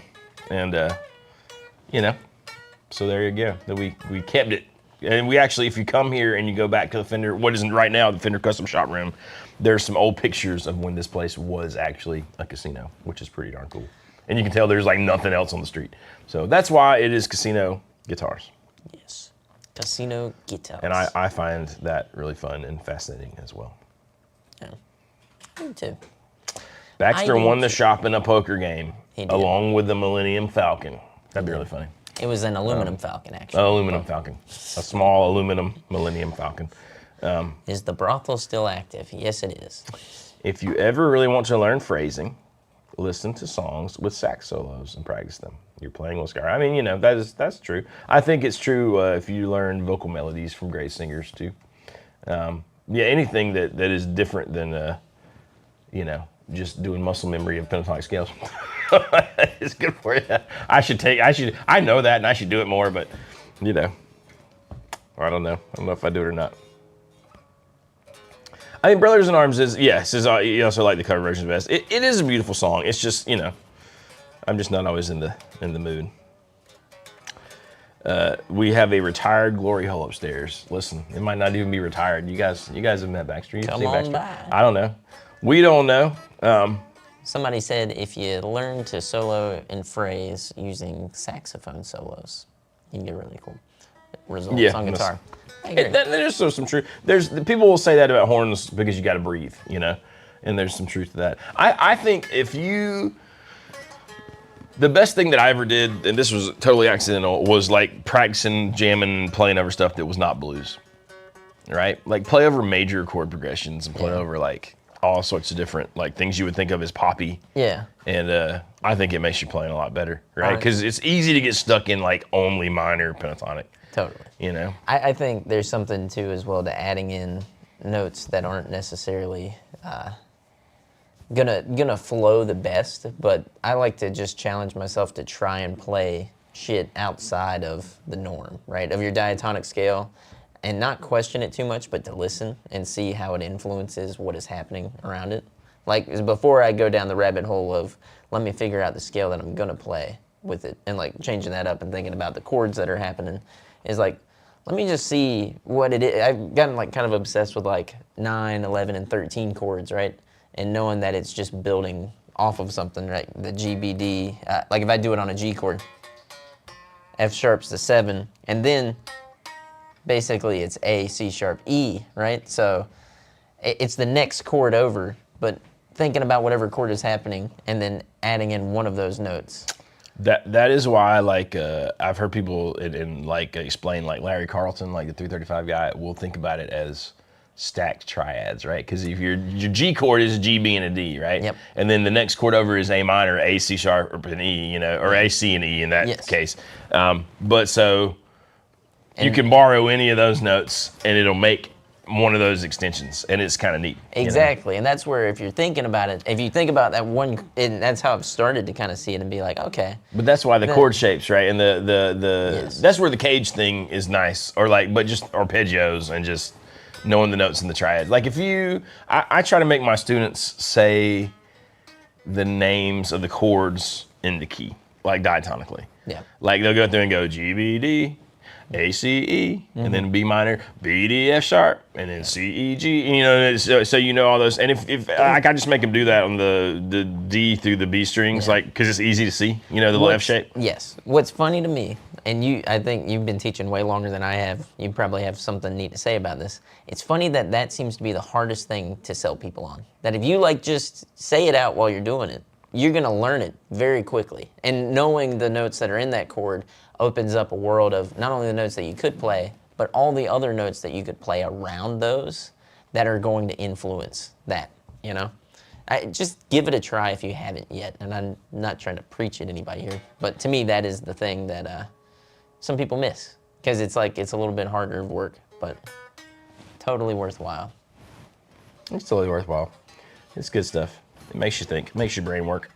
Making your brain work. Look at all these members. Tony Leonardi, thank you, my friend, for popping in. Thank you for the delightful review that you wrote. That was super appreciated. A lot of you guys have written, I don't know if it's you guys, but people have, since we put out our video about the 1-star. Yes. Those have, I think. There was a dude in here the other day, that you'll know him, I won't say his name, but he's like, I enjoyed your video about that. And I said, okay, cool. And he's like, you know, he made some comment as if like he was the one who wrote the 1-star review. He's like, I'm glad I did it because you got good content out of it. And then I didn't know if he was joking or not. And I've been thinking about it ever since. You're gonna have to tell me who it was, because I'll just straight up ask him, like, you leave that fucking comment? Do you remember the guy's name on the thing?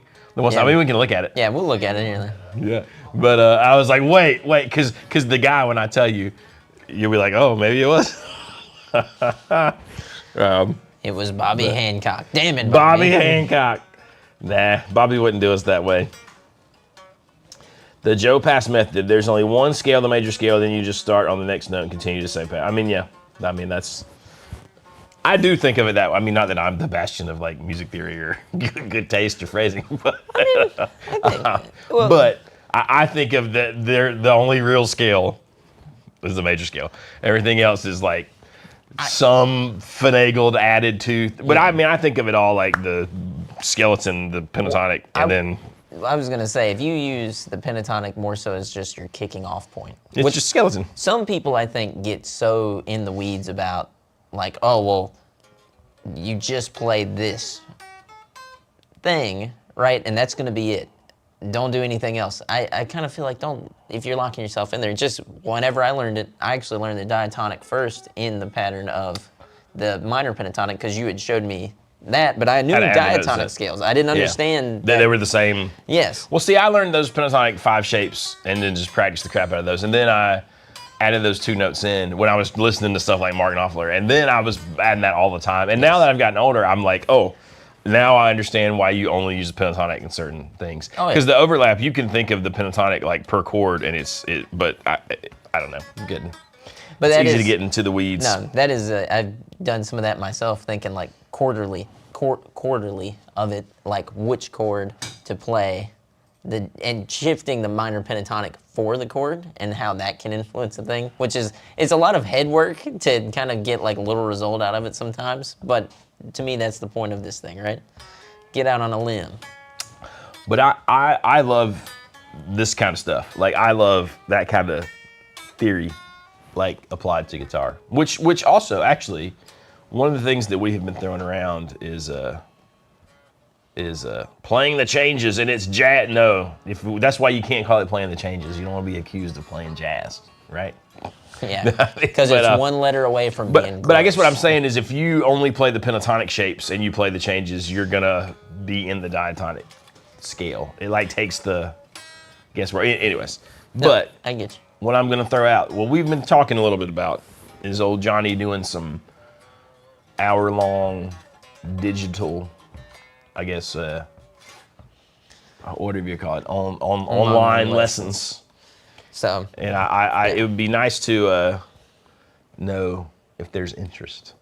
I think a couple of key things here, right? Key things. Johnny hidden online lessons, right? You've already done some lesson videos before that are out there, but I think there's gonna be some cool stuff coming to channel 2 where you're gonna be kind of like breaking down like some of your break points in your lessons, because you do have a lot of, you pull from a wide background in teaching, you know? So seeing you kind of like start it off and roll with that, I think there's a lot of people out there, you'd be surprised. Now, not only that, but also the songwriting end. No. Because I come to you with my songs quite often and go like, hey, this is fucked up. And you always I just take it and yes, he's like, well, it's a piece of shit to start with. Well, you can't polish a turd now.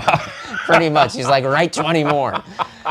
But I'm only kidding. You have a unique perspective every time, and you also give a unique answer that I never consider. So if you're looking at it from that viewpoint, or from the guitarist viewpoint. I think it's going to be worthwhile. But we're working on it. If you guys are interested in that, please let us know. And I think we should do maybe some cool live streams, whether it's via members only or on our channel, to maybe key that up so that they can kind of get an idea of what Johnny does. Listen, folks. I'm about to have an upgraded version of my she shed where I have decent, beyond decent, Wi-Fi in my actual. It's not gonna be my she shed anymore, as Baxter dubbed it. It's gonna be my little garage studio. And I think some of our members only, Johnny will be able to live stream from his own little spot, and I can do it. We could do it on. I don't know how we do that as a members only. We just set it as members only live stream, right?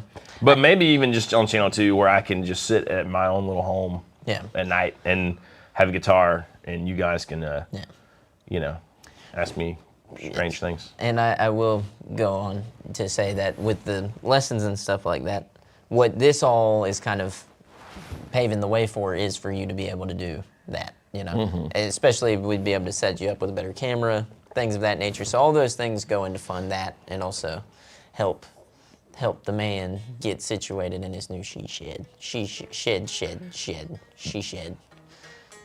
shells. Tom does not want to be a member.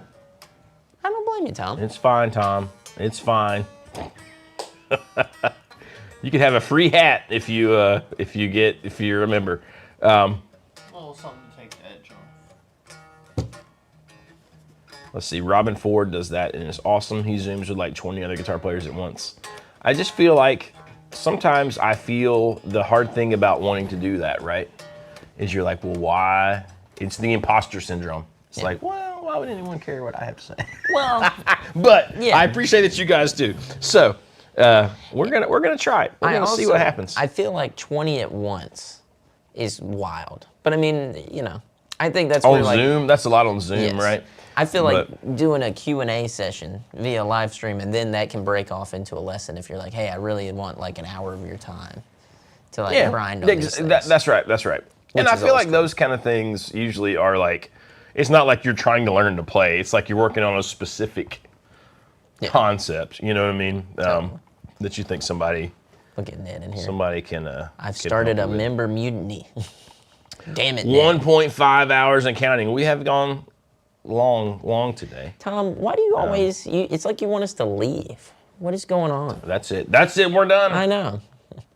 We actually are about done. We are about done. But nonetheless, you know, wrap it up, guys. Time to evacuate my bowels. The beauty of it is that you could just do that and still be on the live stream. Yes, you don't have to end the live stream to take a shit. I mean, don't go live or anything. That'd be weird.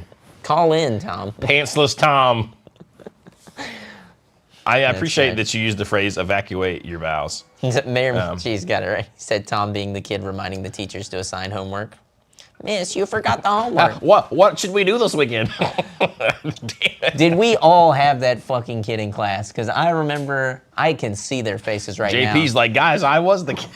And the teacher's like, I almost forgot. I've got this whole packet for you. I'm like, you should burn in hell for that. Dude. That's insane. That is a horrible. Yeah, if you get bullied for that, earned, fucking deserved, dude.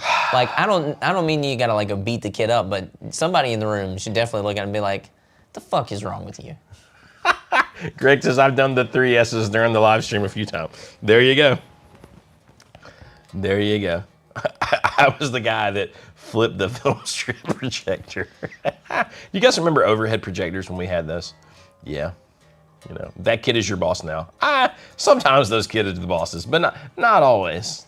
Some of them, the career path doesn't go quite as planned. I hate to break it to you. All those kids that I knew who did that, they were going to go to college to be something big and great, and now they work at the Walmart in Sanford. Me too. I was gonna say it goes all around. All right, like we don't need to look at us now. That's right. Oh God, that kid is your boss now. I fucking wish.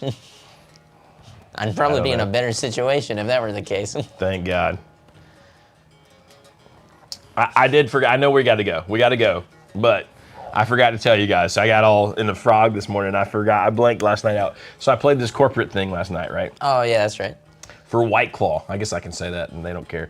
This is the 3rd year in a row I've done it. I literally stand in the corner of this fancy room in Pinecrest or Pinehurst at the Pinecrest Inn, and they come in and eat, their dinner and have their cocktail hour and stuff. And I'm just playing in the corner and I got a looper, I don't know why they love it. I feel like I'm pals with them now, but I was just looking around thinking, man, wonder how these people all got to these like real jobs. Because my brain is pretty free. I'm not singing, you know what I mean? And like no way's really engaging with me. So I'm just like, playing my little loop to random songs and playing the melody. And then my mind wanders and I'm looking around at everybody and I'm like, be a different world, be a different life. And I can't decide sometimes. The thing is, good or bad. Grass is always greener, right? The grass is always greener. You know as well as I do, how many times have you had somebody walk into this shop and look at you and go, hey, man, I wish I had your job. I hate what I gotta do. And they go out there and they get in their really badass, nice brand new car and like drive off with, all their security. All their security. Yes. All their security. They're like, God, I just hate my life. If I could quit today, I would come and do this. And you're like, would you? Could we swap? And that is funny, right? That is funny. You get these like, but, you get those events like that. Sometimes it'll be like super wealthy guys like, man. Yes. But then I feel like the move though is you got to let that make you appreciate. Yes. What you're doing. Yes. Because I do, you know what I mean? I do like, too, we can't do. Because it is a trade-off. Yes. There's a huge trade-off, Yeah. We can't do any and I of realize this. most of you guys probably have actual real jobs. I'm like, except Greg. Greg's going to play like 7 gigs a day. Like, which is its own which hell. is awesome, but also its own hell. Because I did think say. about that. I like last night. This is the first gig I played in a minute because it's been like kind of slow season, so I hadn't been doing these long ass acoustic solo gigs. Yeah. So that third hour, I was just like, oh god. And then I'm taking my guitar off and my shoulders all kind of funky, and I'm like going to cook out at 11 o'clock. I mean, like, it can be a motherfucker, man. You know what I mean? Like. I mean, I can tell I'm getting old because even tonight I'm trying to decide if I want to go to that show or not, and I'm like, I do. Well, and that's the thing too. I was gonna talk to you about that, and I was gonna be like, listen, I'm putting it on your plate because I'm like. David said he'd go too. Fuck. But I had kind of decided no this morning, and then I was driving up. And honestly, I don't really even want to go, but the idea of getting together, I'm like, but hanging out would be good. And you know what we're gonna have? We're gonna have some beers too. We're gonna have good beers. the problem it's not the going, it's the coming home. Yes. Getting back here probably at 1 o'clock. If not later. Getting up, being here. Yes. Tomorrow. We just need cots. I mean, there's enough couches. We could all sleep here. I mean, damn. That is the issue, though. That's what gets me. Because it's being there, doing the thing, hanging out, talking shit. That's going to be a blast. Driving there is going to be a blast. Coming back, we're just going to be like, damn it. Okay. I agree with Mayor McCheese on this. Blue collar jobs are low key awesome. Hanging out with your buddies, getting fucked up and using big machines is, I mean, don't cut your fingers off. But other than that, I mean that is why I go to my dad's farm every week. I enjoy that too. Pretend to work, I think the difference is like I'll tell you, I wouldn't mind doing a manual labor job. It more so is like I don't think I could ever be the guy who works in the office that has an HR department and is very like manicured. I don't think I could do that, right? But I we've all grew up with the manual labor thing, We could do anything. You want to go out and build a fucking shed? You want to do something crazy? You want to rebuild an engine? Hell yeah, I'm all game. Sway Labs says I picked tobacco for 3 cents. I mean, like that's work. You know what I mean? Like. But to getting me, a tobacco dude is like. There's so much more fun to be had in that situation. Well, because you're gonna bitch and complain the whole time. Exactly. But in the best way, you know what I mean? Because you're surrounded by the best company of other people who are also just gonna bitch and complain. I remember being like a kid and a teenager and thinking, God, work it. You know what I mean? Like with my cousins and like my dad and uncles and my grandma and stuff, and thinking, dude, and complaining. But now looking back, like we're laughing the whole time, and I'm like, those are some of my best memories, right? Well, and here's the thing: my dad said this a few times. Whenever he's a supervisor down at Duke Energy. I shouldn't say that. Probably it'd be fired now. Be like, you're related to this motherfucker. Targeted. He is. He's a big advocate of this. If you get a bunch of guys together in a crew, and maybe even girls are involved too. Who cares? Whatever. Right? We're not gonna. I doubt it. But anyways, you get them all together. You don't have to worry about them all completely fucking off all the way, right? What you probably have to worry about more is them trying to outwork each other and somebody getting hurt. That is a thing. Because like for us growing up, that's what it was. It was never like, oh, let me go over here and be lazy. Like, and don't get me wrong, I was plenty lazy as a kid at some point. But get into an age where it's like, okay, no, like I bet I can do more of this than you can. I bet I can keep running this chainsaw longer than you can. I bet I can split more wood than you can. Shit like that, and just having a good time while you do it. Dude. Greg said I just did my 1,000 gigs Saturday night in the current lineup since mid-2018 with the plague knocking out 2 years, so about 5 years. That's impressive. That is like an amazing milestone. That is pretty awesome, actually. So, God bless you, sir. Tom says our bodies are wired to enjoy hard work. I think that's true, man. And I think, somebody said that blue collar can be 6 figures now. I am sure telling my son, hey, dude, if you don't think you got a thing you want to do in college, Dude. you could just be well off from the get. Because that's kind of how he's wired. You can just tell how kids are wired most of the time, right? Well, and that's kind of how he's wired, right? Like, he wants to be outside. He wants to be dirty. He's good at, like, problem solving. You know what I mean? Like, he could go be a friggin' plumber, electrician, and be making a couple $100,000. You know what I mean? Be the guy, It's like, oh, okay. Even if they don't seem that way, I think it should be presented to kids just in the same way as college is. It's like, hey, school's not your thing. As a valid, you don't have to not do look that. down on. Yep. Not better or worse. Yes, right? you can go learn a trade. You can go and run a crew. You can do any of those things if you work hard enough and if that's what you want to do. It's there. And it's totally valid. And to me, a fucking plumber, electrician, mechanic, construction worker, builder, carpenter, any of those things, should be just as respected as any doctor, lawyer. I think it's becoming that way. Well, here's the thing. It's my last soapbox, and then we're gonna leave.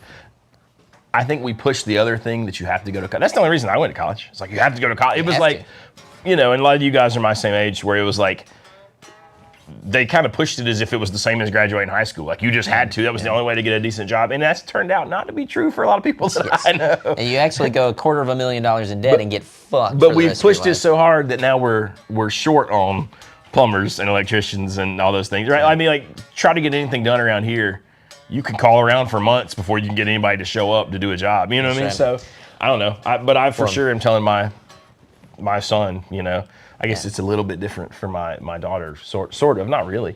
But hey, if you got a trade or you got a thing you want to do. I mean, if you even view it and I won't say what Christy does for work fully, but she is a part of what I would almost consider more like the gig economy, and I think she is.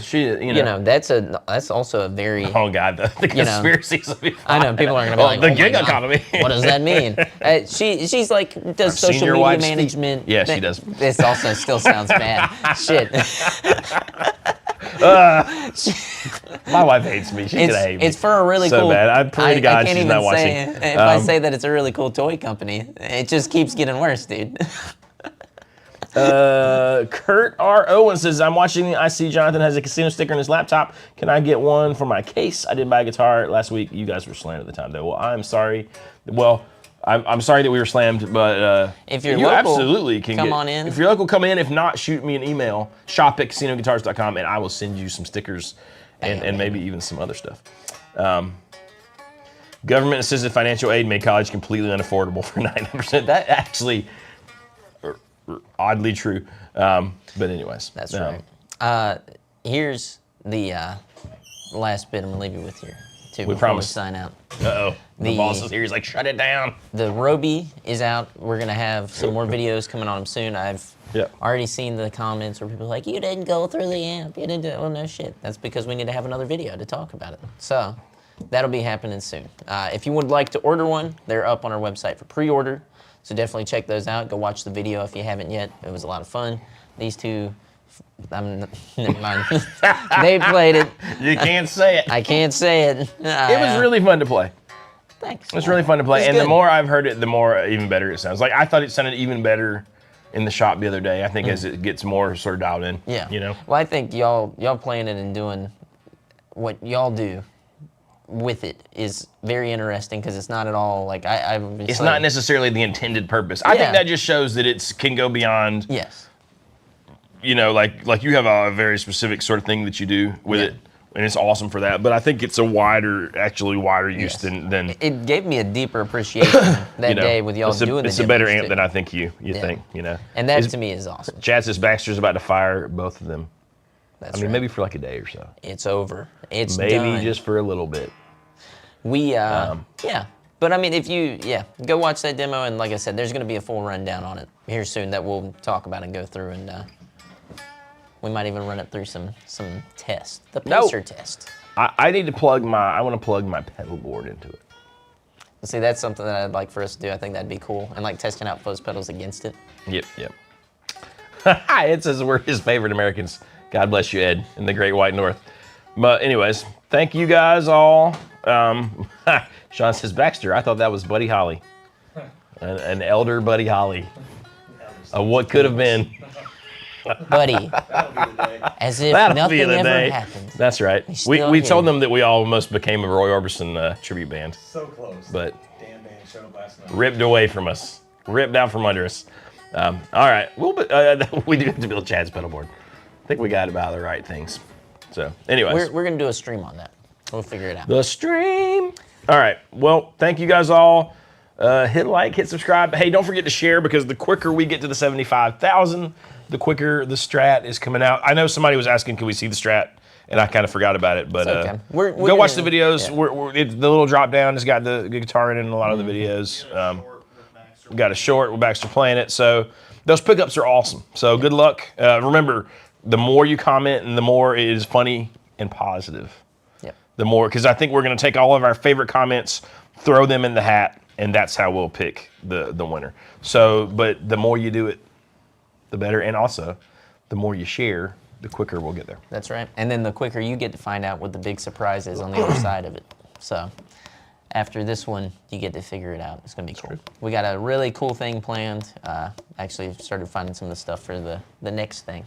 So it'll be fun. We'll talk about that once we end this live stream. Yep. So there you go. See you next time.